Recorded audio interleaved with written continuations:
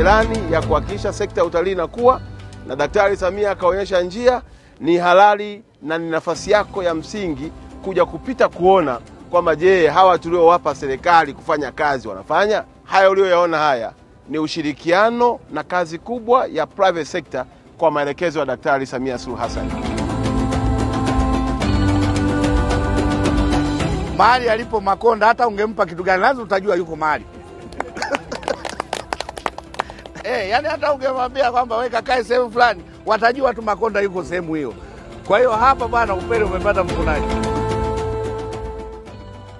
Sisi kama wadau wa utalii tunaipongeza serikali ya mama yetu Samia Suluhu Hassan kwa jitihada anazopambana juu ya utalii Tanzania kwa ujumla. Mabadiliko tunayaona.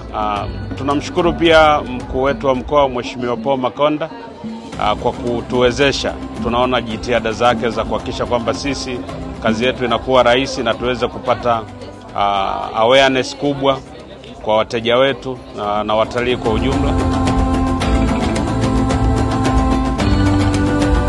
Onyesho hili lina mchango mkubwa katika kuitangaza nchi yetu kwa dunia, na serikali inathamini mchango wenu, wadau wote wale ambao mmejinyima ili kufanya tukio hili liweze kufanikiwa.